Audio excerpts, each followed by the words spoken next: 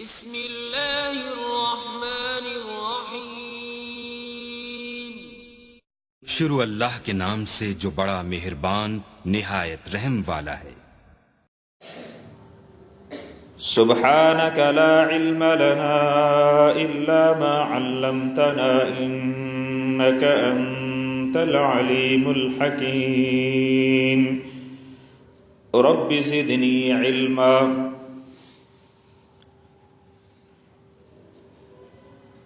हर मखलूक जेका ज़मीन ते रहे थी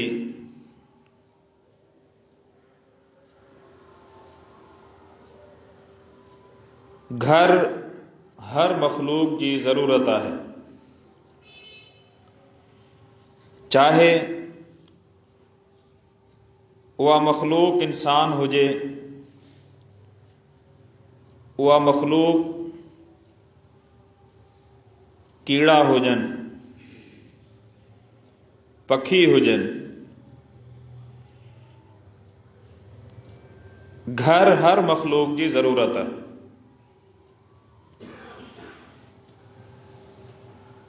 अरबी ज़ुबान में घर जे लाइ दार जो लफ़्ज़ भी इस्तेमाल थियो आहे। सकन या मस्कन जो या मंज़ल जो या बैत जो लफ़्ज़ भी इस्तेमाल थियो आहे। बुनियादी तौर ते सकन या घर जी माना है अल-मस्कनु मौज़िउर राहा। मस्कन या घर जो मतलब है राहत या सुकून जी जगह, जंहिं जगह ते इंसान जा थक लही वञनि, सुकून अची वञे, फिरी सिरी वापस उन जगह ते मोटी अचे, उहा घर है। इहो घर हर मखलूक जी ज़रूरत है। व इन्न औहनल बुयूति लबैतुल अन्कबूत।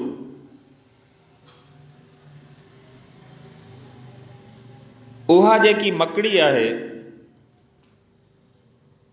जेका भितन जे पासन में कुंडन में जार ठाहींदी आहे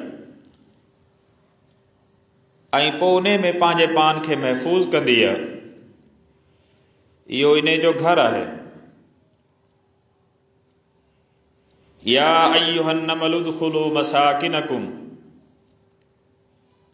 सुलेमान अलैहिस्सलाम जो लश्कर जॾहिं किवलिन ॾिठो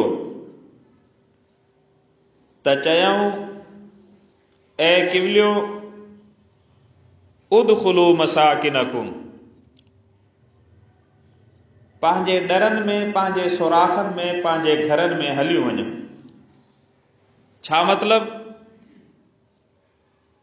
त इहे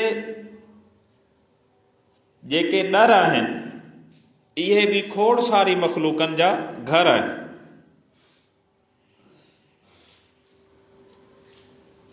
पखियुनि जा आखेरा उन्हनि जा घर आहिनि। नूह अलैहिस्सलाम खां वठी इंसान ज़ात जो बुनियादी ज़रूरत इहो घर रहियो आहे। रब्बि ला तज़र अलल अर्दि मिनल काफिरीन दय्यारा। ऐ मुंहिंजा रब, इन ज़मीन ते काफ़रनि जो हिकिड़ो घर भी न छॾिजां। यानी नूह अलैहिस्सलाम जे दौर में घरनि जी तामीर, बंदोबस्त, एहतमाम हुयो ऐं नूह अलैहिस्सलाम जो ऐं आदम अलैहिस्सलाम जो मफ़ासिलो तमाम घटि आहे। इंसान जी शुरुआती ज़रूरतनि में आहे। घर जो ऐं इंसान जो वॾो ताल्लुक़ आहे पाण में।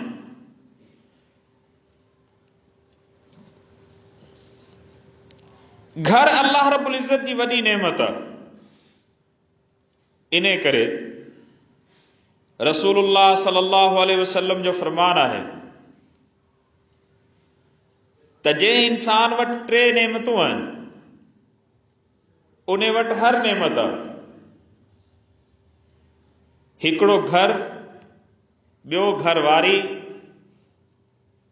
ऐं टियों सवारी। जंहिं इंसान वटि इहे टे शयूं आहिनि उन इंसान वटि दुनिया जी हर नेमत। त घर अल्लाह रब्बुल इज़्ज़त जी वॾी नेमत आहे। क़ुरान मजीद में अल्लाह ताला इन नेमत खे ॼाणायो आहे, वल्लाहु जअल लकुम मिन बुयूतिकुम सकना। ऐं इंसानो, अल्लाह उहो ज़ात आहे जंहिं तव्हां जे लाइ तव्हांजा घर ठाहिया सुकून जो ज़रियो, जिथे तव्हां सुकून हासिल कयो था। वजअल लकुम मिन जुलूदिल अनआमि बुयूतन तस्तखिफूनहा यौम ज़अनिकुम व यौम इक़ामतिकुम। ऐं जेके अव्हां जा जानवर आहिनि उन्हनि जो गोश्त खाओ था ऐं उन्हनि जी खलनि मां चमड़े मां मुख़्तलिफ़ शयूं ठाहियो था। चमड़े जा इहे ख़ैमा तव्हां जे सफ़र जे दौरान जिथे तव्हां बीहंदा आहियो घर जो कमु ॾींदा आहिनि। यानी ख़ैमा घरनि जी हिकिड़ी आर्ज़ी सूरत आहे। सफ़र जे दौरान बिलख़ुसूस पैदल सफ़र या जंग जो सफ़र कंहिं इंसान वटि ख़ैमे जो हुजनि तमामु वॾी नेमत आहे। त घर इंसाननि जी ज़रूरत आहे, अल्लाह जी वॾी नेमत आहे, इंसाननि जे सुकून जो ज़रियो आहे। क़ुरान मजीद सूरत नूर में अल्लाह ताला घरनि जा अहकाम सेखारिया आहिनि। फ़इज़ा दख़लतुम बुयूतन फ़सल्लिमू अला अनफुसिकुम। ऐं मुसलमानों, जॾहिं तव्हां पंहिंजे घरनि में दाख़िल थियो पंहिंजे घर वारनि जे मथां सलाम कयो।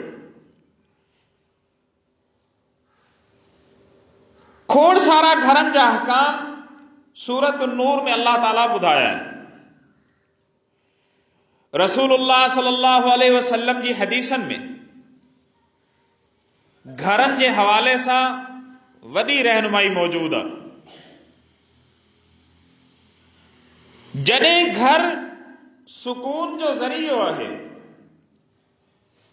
सुकून हासिल थिए थो।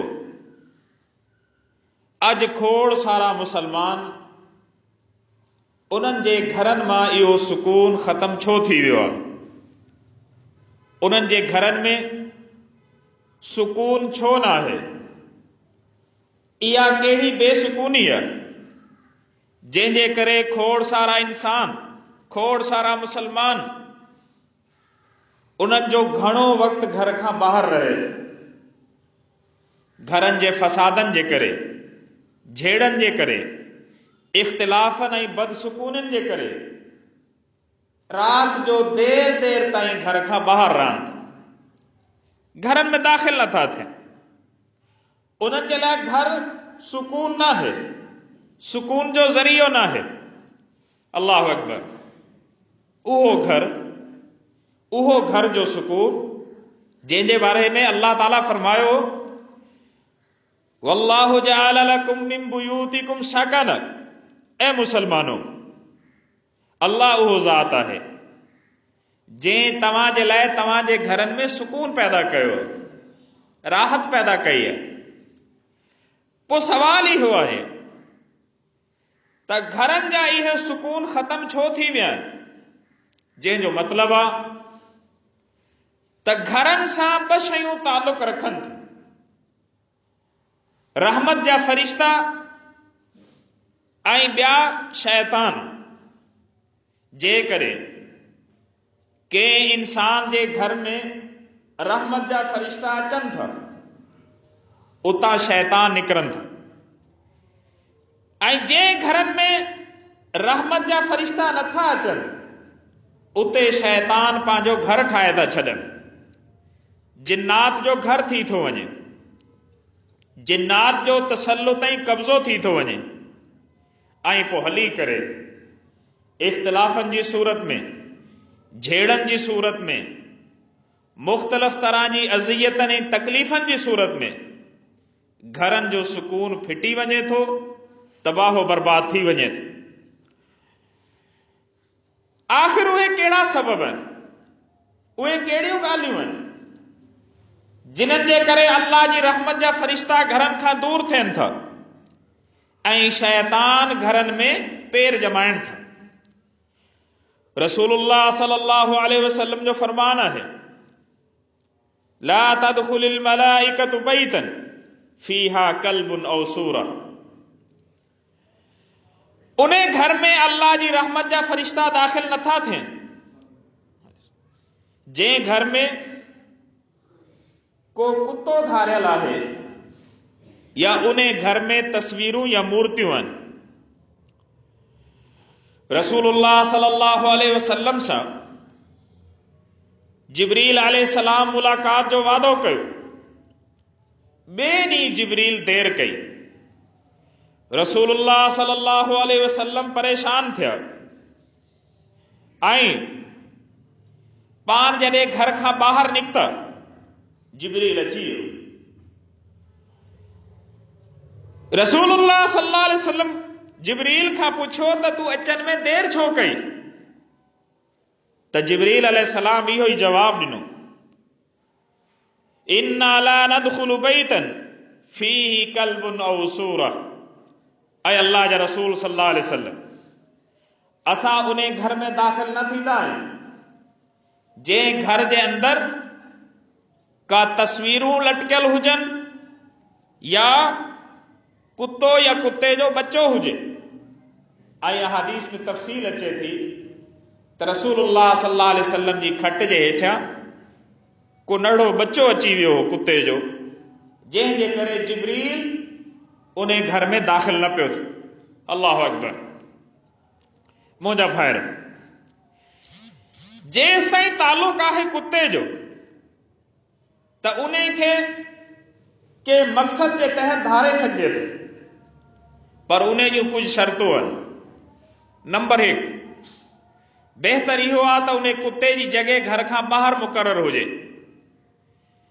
नंबर 2, कुत्तो कंहिं शरी मक़सद जे लाइ धारे सघिजे थो। घर जी चौकीदारी, माल जी चौकीदारी, शिकार या ज़मीन जी चौकीदारी। जेकॾहिं कंहिं ज़रूरत जे लाइ कुत्तो धारियल आहे ऐं उन जी जॻह घर खां ॿाहिरि आहे त पोइ बिल्कुलु दुरुस्त आहे, इन में को हर्ज न आहे। जेकॾहिं कुत्तो धारियल आहे शौक़ जे करे, यहू कुत्ता विढ़ाए करे शर्तूं खटे थो। रसूलुल्लाह सल्लल्लाहु अलैहि वसल्लम फरमायो त इन घर जे मालिक जे अजर में 2 क़िरात जी कमी थी थिए। रसूलुल्लाह सल्लल्लाहु अलैहि वसल्लम खां पुछियो वियो त क़िरात छा आहे? ॿी हदीस में रसूलुल्लाह सल्लल्लाहु अलैहि वसल्लम फरमायो त हिकु क़िरात उहद जबल जे बराबर आहे। त शौक़िया कुत्तो धारनि, जंहिंजो न मक़सद शिकार आहे न चौकीदारी आहे, इहो शौक़ जो कुत्तो अल्लाह जे फरिश्तनि खे घर मां कढे थो ऐं शैताननि खे घर में दाख़िल करे थो। जेसि ताईं ताल्लुक़ आहे तस्वीरनि जो, त इन हवाले सां चाहे उहे तस्वीरूं के सियासी क़ाइद जी हुजनि, के मज़हबी क़ाइद जी हुजनि, के पीर या मुर्शद जी हुजनि, जेकॾहिं का तस्वीर भित सां लटकियल आहे उहा तस्वीर मूर्ति जे हुक्म में आहे। अवां ॾिठो हूंदो वाणियुनि जे इन पुराननि घरनि में काठ जे अंदरि मूर्तियुनि जा डिज़ाइन ठहियल हुआ। घरनि जे प्लस्तर में भगवाननि जा ऐं मूर्तियुनि जा फोटो प्लस्तर जे अंदरि ठहियल आहे। इहा मूर्ति आहे। बुत उहो आहे जेको अलॻि सां हुजे। त जेका तस्वीर घरनि जी भितनि सां लटकियल फ्रेम करायल आहे, फ्रेम कराए करे वॾे एहतमाम सां लटकाई वई आहे, इहा तस्वीर मूर्ति जे हुक्म में आहे। ऐं जंहिं घर में इहा तस्वीर लटकियल अल्लाह ताला जी रहमत जा फ़रिश्ता उन घर में दाख़िल नथा थियनि ऐं शयातीन उन घर में पंहिंजा पेर जमाइनि था। अहिड़ी तरह मौजूदा दौर में औरतुनि खे वॾी चूस पयल आहे इंडिया जे ड्रामनि जी। इंडिया जे ड्रामनि में उन्हनि कोशिश कई आहे हर सीन में जेको अदाकार मर्द या औरत ॻाल्हाए थो उन जे पोयां का मूर्ति जी तस्वीर हू ॾियनि, कंहिं बुत जी तस्वीर ॾियनि। हर सीन जे अंदरि उन्हनि जी कोशिश आहे त उहो बुत जी तस्वीर, मूर्ति जी तस्वीर, भगवान जी तस्वीर उन वीडियो जे अंदरि अचे। लिहाज़ा जंहिं घर जे अंदरि इहे ड्रामा मुसलसल 4-4, 5-5 कलाक हलनि ऐं इन्हनि ड्रामनि जे अंदरि उहे पंहिंजा मज़हबी मंतर ऐं पंहिंजा इहे पंहिंजी मज़हबी जेके हिंदू मज़हब जा इहे मंतर पढ़नि था, पोइ यादि रखो उहो घर बि शैतान जे घरनि मां थी वञे थो ऐं शैतान उन घर में कदम जमाए वञे थो। छो त मुसलसल इन जे घर में मूर्ति या बुत जी तस्वीर हली रही आहे। अल्लाह अकबर। मुंहिंजा भाइरो, त चाहे काठ में ठहियल मूर्ति हुजे या प्लस्तर में डिजाइन ठहियल मूर्ति हुजे या अहिड़ी तरह को आम भगवान या बुत जो ठहियल घर हुजे, मुंहिंजा भाइरो, इहे या को कंहिं मुर्शद जी या सियासी अॻवान जी का तस्वीर हुजे, इहे सभु जूं सभु शयूं अल्लाह जी रहमत जे फ़रिश्तनि खे घर मां कढनि थियूं ऐं शैताननि खे इन घर में पेर जमाइण लाइ दावत ॾियनि थियूं। मुंहिंजा भाइर, इन करे असांजे घरनि मां जेका बरकत ख़तम थी आहे, सुकून ख़तम थियो आहे, उन जी वॾे में वॾी वजह ऐं वॾे में वॾो सबबु इहो बि आहे। नंबर ॿियो, असांजे घरनि में क़ुरान मजीद जी जेका तिलावत ख़तम थी चुकी आहे ऐं क़ुरान मजीद जी तिलावत जी जॻह ते मौसीकी, राग इन्हनि अची जॻह वरिती आहे। ऐं जेको असांजे माशरे जो हिकिड़ो दस्तूर हो त सुबुह जे टाइम, फजर जे टाइम असां जूं पोड़ियूं कलाक ॾेढ तिलावत कंदियूं हुयूं, उहो ड्रामनि ऐं फिल्मनि जे वर चढ़ी वियो आहे ऐं उन टाइम में इहे ग़लति शयूं घर मां थियनि थियूं ऐं तिलावत इन्हनि घरनि मां निकिरी वई आहे, जेको सबबु आहे घरनि में शयातीन जे कब्ज़े जो। छो त क़ुरान मजीद शिफ़ा है, वनुनज़्ज़िलु मिनल क़ुरआनी मा हुव शिफ़ाउन व रहमतुल लिल मुमिनीन, ऐं असां जेको क़ुरान नाज़िल कयो आहे इहो शिफ़ा आहे, बरकत आहे, मोमिननि लाइ रहम आहे। किताबुन अंज़लनाहु मुबारकुन लियद्दब्बरू आयातिही, असां जेका ही किताब नाज़िल कई आहे ही वॾी बरकत वारी आहे।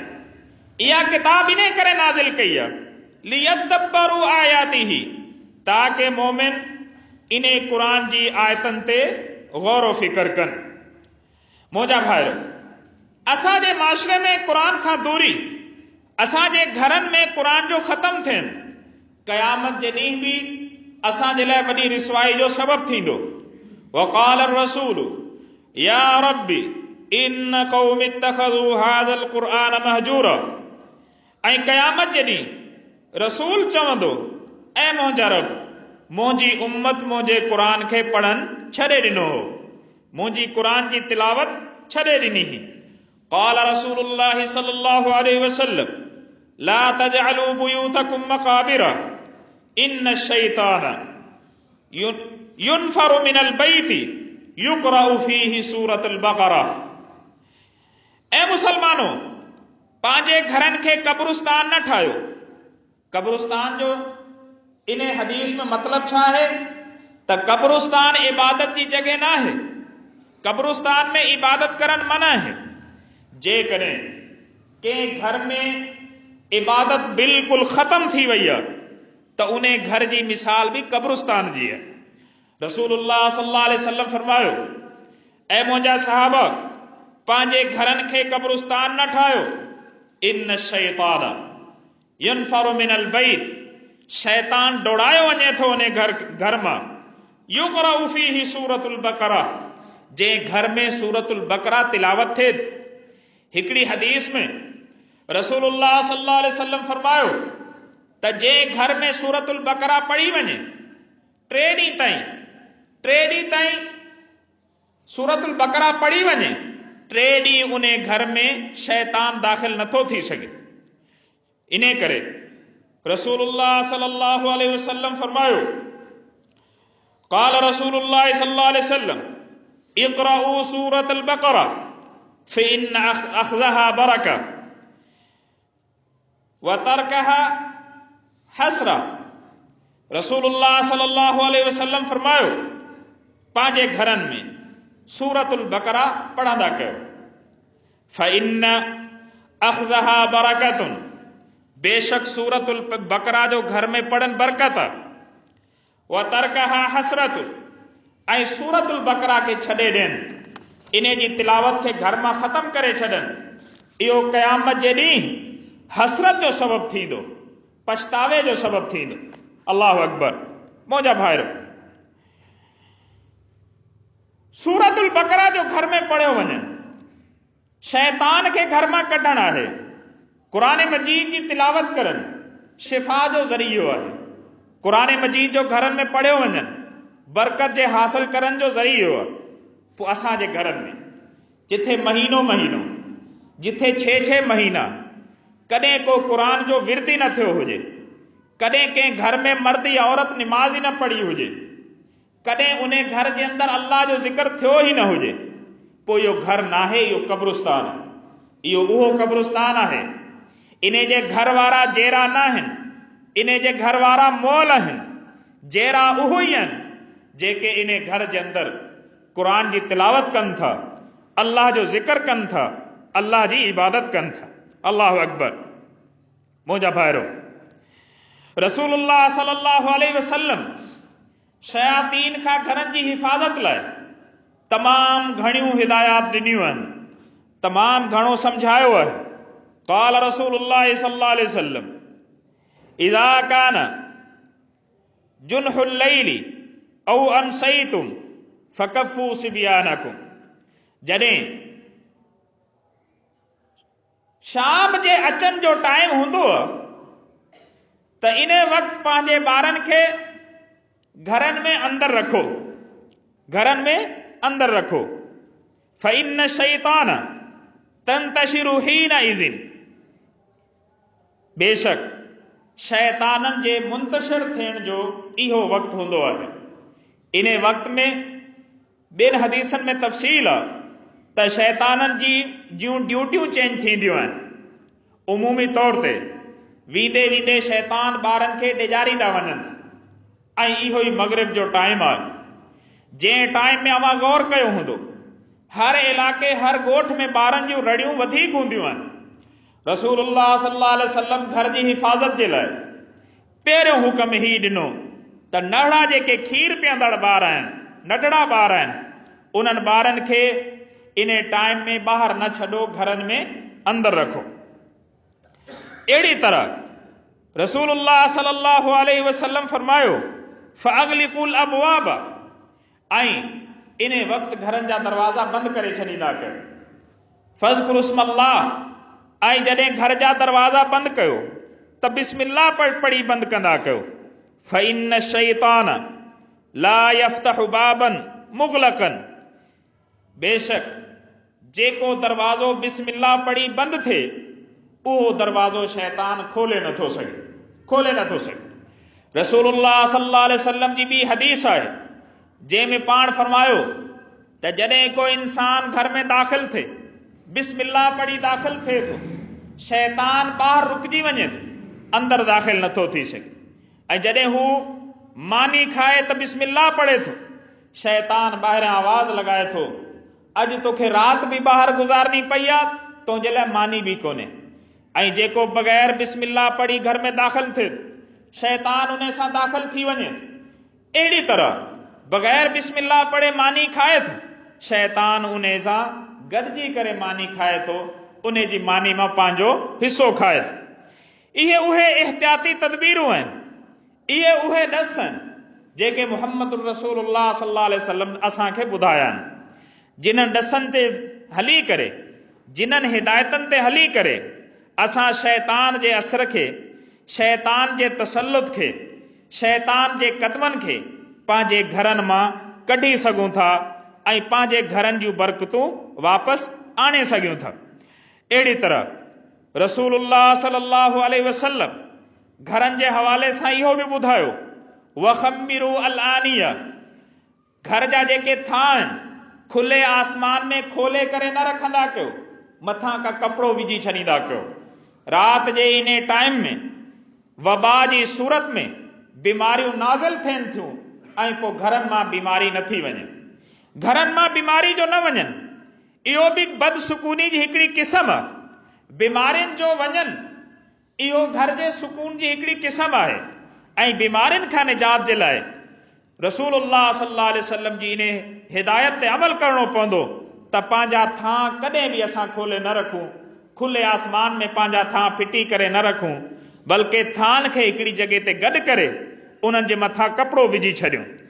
अहिड़ी तरह रसूलुल्लाह सल्लल्लाहु अलैहि वसल्लम फरमायो, वऔकियू अल-अस्किया, पंहिंजे पाणी जा जेके थां आहिनि, इहे टैंकियूं आहिनि, इहे ड्रम आहिनि, जेको पाणी तव्हां पियो था, इन खे बि इन जे मुंहं खे ॿधी छॾियो या इन जे मथां ढक ॾेई छॾियो, छो त बीमारियूं वबा जी सूरत में लहनि। इन करे अॼु बि दुनिया इन ॻाल्हि ते रसूलुल्लाह सल्लल्लाहु अलैहि वसल्लम जी इन तहक़ीक़ खे, रसूलुल्लाह सल्लल्लाहु अलैहि वसल्लम जी ॿुधायल इन ॻाल्हि खे मञे थी त वबाऊं जेके बि आहिनि इहे हवा जे ज़रिए मोकिलियूं वञनि थियूं, ईंदियूं आहिनि।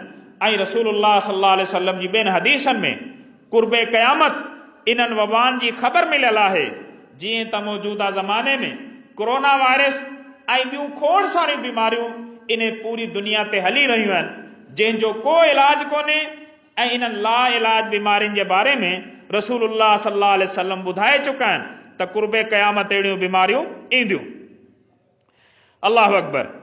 अहिड़ी तरह रसूलुल्लाह सल्लल्लाहु अलैहि वसल्लम फरमायो, वअत्फियू मसाबीहिकुम, ऐं तव्हां पंहिंजा जेके ॾीआ आहिनि उन्हनि खे बंदि करे सुम्हंदा कयो। बाहि जी ॿरियल का बि शइ ॿरियल न हुजे, जेकॾहिं बाहि ॿरियल आहे त उन खे विसाए करे बिल्कुलु ख़तमु करे पोइ सुम्हंदा कयो। अल्लाहु अकबर। इन करे ॿियनि हदीसनि में तफ़सील आहे त हीउ जेको कुओ आहे, हीउ इन्हनि बाहि जे टांडनि खे, बाहि जी शयुनि खे पेरनि सां ॻेले करे इहो कपिड़े जे मथां या सुकल शइ जे मथां उछलाए थो। पोइ घरनि में बाहि जेका लॻे थी हू इन जे करे लॻे थी।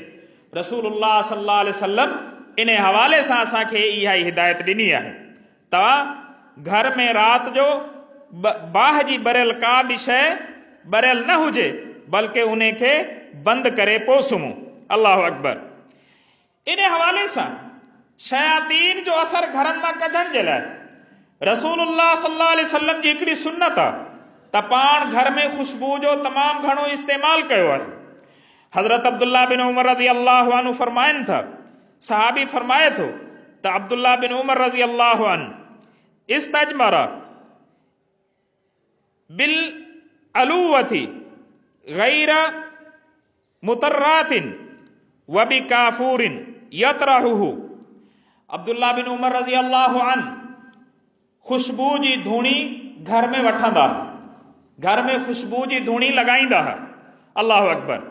जहिड़ी तरह खुशबू जूं खोड़ सारियूं क़िस्मूं अतर जी सूरत में आहिनि, खुशबू जूं खोड़ सारियूं क़िस्मूं बाहि में ॿारनि जी सूरत में बि आहिनि। ऊद जी खुशबू आहे, लोबान जी खुशबू आहे, गुगर जी खुशबू आहे। इहे सभु खुशबू जेके आहिनि, काफूर जी खुशबू आहे, इन खे ॿारे करे खुशबू हासिल करणु इहो क़दीम ज़माने खां वठी तरीक़ो रहियो आहे ऐं रसूलुल्लाह सल्लल्लाहु अलैहि वसल्लम जी सुन्नत आहे। हज़रत अब्दुल्ला बिन उमर जॾहिं ही खुशबू साड़े रहिया हुआ त उन्हनि इन खुशबू में काफूर खे विधो ऐं काफूर जी धूणी पंहिंजे घर में कई ऐं गॾोगॾु फरमाई, हा कज़ा कान रसूलुल्लाह कान हा कज़ा कान रसूलुल्लाह सल्लल्लाहु अलैहि वसल्लम यफ़अलुहु। बेशक रसूलुल्लाह सल्लल्लाहु अलैहि वसल्लम जी सुन्नत आहे पान अहिड़ी तरह ही खुशबू जी धूणी घर में कंदा। अल्लाह अकबर। मुंहिंजा भाइरो, सो ये खुशबू जेके मिलन थियूं, इहे खुशबुअनि जो घर में इस्तेमाल कनि, इहो शैतान जे मथां तमामु गरो आहे। छो त शैतान खबीस आहे, गंदगी खे पसंदि करे थो, पाण बि गंदो आहे। काकूस इन जो घर आहे, बैतुल खला इन जो घर आहे। जेकॾहिं कंहिं घर में खुशबू जो इस्तेमाल थिए थो त उन घर मां शैतान जो असर ख़तम थो थिए। इन करे चाहे इहे ॿारनि जूं खुशबू हुजनि या रूम स्प्रे हुजनि, इन खुशबू जो इस्तेमाल घरनि जे अंदरि वक़्तन फ़वक़्तन कयो वञे। इहे शयूं जिन्नात ऐं शयातीन जो असर घरनि में टोड़नि थियूं। अल्लाह अकबर। मुंहिंजा भाइरो, आख़िरी शइ जेका रसूलुल्लाह सल्लल्लाहु अलैहि वसल्लम वॾे इहतिमाम सां ॿुधाई आहे, हू आहे घर में निकिरनि वक़्तु बि बिस्मिल्लाह पढ़ी करे दुआ कनि ऐं घर में दाख़िल थियण वक़्तु बि बिस्मिल्लाह पढ़ी करे दुआ कनि। इन्हनि दुआनि जा वॾा फ़ाइदा आहिनि। इन्हनि दुआनि सां घर जी हिफ़ाज़त अल्लाह जे ज़िम्मे अची वञे थी। इन्हनि दुआनि जे पढ़नि सां घर जी हिफ़ाज़त अल्लाह जे ज़िम्मे अचे थी। शैतान जा पेर कमज़ोर था थियनि, अल्लाह जूं रहमतूं ऐं बरकतूं दाख़िल थियूं थियनि। इन करे सुन्नत आहे रसूलुल्लाह सल्लल्लाहु अलैहि वसल्लम जी ऐं हुकम आहे क़ुरान मजीद जो, जॾहिं तव्हां घर में दाख़िल थियो त सलाम कयो, सलाम कयो। वॾियूं बरकतूं आहिनि इन सलाम जूं। अल्लाह ताला इन दुआ में वॾी बरकत रखी आहे। घर में दाख़िल थियो त ॾाढियां सलाम कयो। अहिड़ी तरह बिस्मिल्लाह पढ़ी करे उहा दुआ जेका रसूलुल्लाह सल्लल्लाहु अलैहि वसल्लम सेखारी आहे, उहा दुआ पढ़ी करे दाख़िल थियो।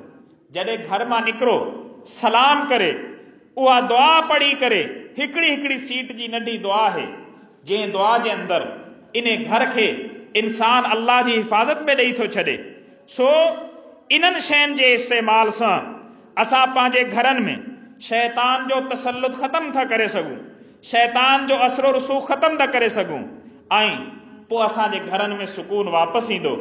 असांजे घरनि में झेड़ा, फसाद, इख़्तिलाफ़, फॾा, बीमारियूं, मुसीबतूं, परेशानियूं ख़तम थी इहो असांजो घर सुकून जे अंदरि तब्दील थी वेंदो।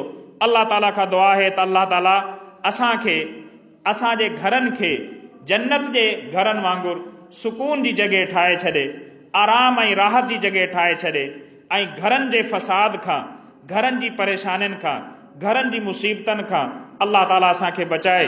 अक़ूलु मा तस्मऊन, अस्तग़फिरुल्लाह ली व लकुम व लिसाइरिल